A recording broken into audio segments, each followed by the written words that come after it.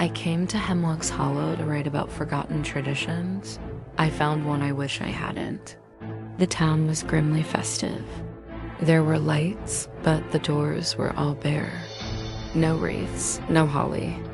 I asked the old caretaker why. "We don't invite him in," he'd said, his voice low. He told me the legend of the father of Hoarfrost, a spirit of the deep winter who wanders on the longest night. He's drawn to the life of the evergreen, seeing it as an invitation to leave his gift upon the house.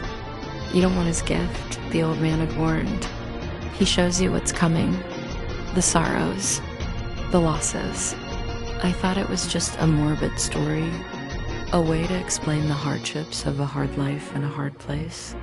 So that afternoon, I made a wreath, a big, beautiful thing of holly and fir, bursting with life. I hung it on the door of my cottage, a single point of defiance in the bleak town. That night, the cold was a living thing, a deep, penetrating frost that seemed to steal the very air. I heard a scraping sound outside, a dry, woody rattle against the siding. I told myself it was just a branch in the wind. I should have listened. I woke to a dim, gray light. Every window in the cottage was covered, edge to edge, in a thick, feathery frost. It was beautiful, like fine crystal etching. But as I looked closer, my breath caught in my throat. These weren't random patterns. They were pictures. A car crash on a snowy road, my car. A hospital bed, my father's face, pale and still. On the main window, a perfect detailed portrait of me, older, with lines of grief carved into my face. I tried to rub it away, but the frost was as hard as glass. A permanent gallery of every tragedy that was waiting for me, left on my windows by a visitor I had invited in. I finally understood the town's tradition. Some doors are better left bare. The frost was a promise, a gallery of my future grief. I stared at the ghostly image of a car crash, then the portrait of my father, pale and still. I had to know. My hands shook so badly I could barely dial, but the sound of his voice, cheerful and mundane, was a gasp of relief. He was fine, for now, but then he mentioned his car battery was acting up, that he was planning to drive to the next town in the morning to get it checked. The casual words were a death sentence. Adrenaline took over. I threw my life into a bag, a frantic escape from the future on my windows.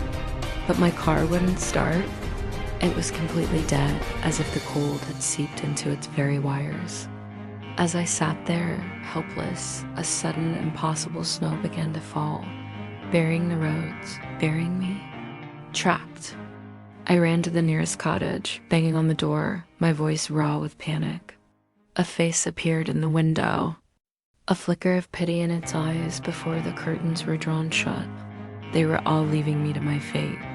Finally, I found the old caretaker. He wasn't surprised. He just sighed and told me about his brother. Years ago, the frost had shown his brother a fire. In a desperate attempt to stop it, he'd knocked over a lantern, fulfilling the prophecy himself. "You can't run from it, girl," the caretaker said, his voice a low rumble. "He doesn't just show you the sorrow, he feeds on it. The more you fight, the faster and worse it comes." He looked me in the eyes. "The vision of the crash. If you do nothing, maybe your father just breaks a leg.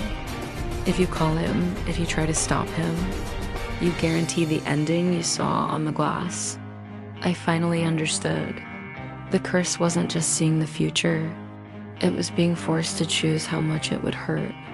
I finally saw the truth. The curse wasn't in the snow or the cold. It was in the very spirit of Christmas. The father of Hoarfrost was a collector of broken holiday wishes, feeding on the gap between cherished memory and painful reality. And it had saved its cruelest gift for last. The frost swirled into a perfect scene. My father, alive and well on Christmas morning, holding a gift from me. A vision of pure happiness.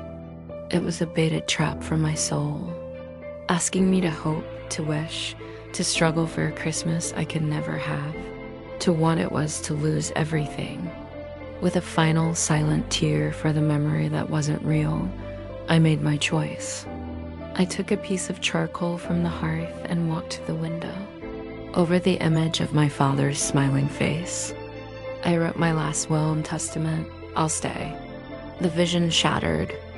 In the silence, a heavy iron key appeared on the mantle. My phone buzzed.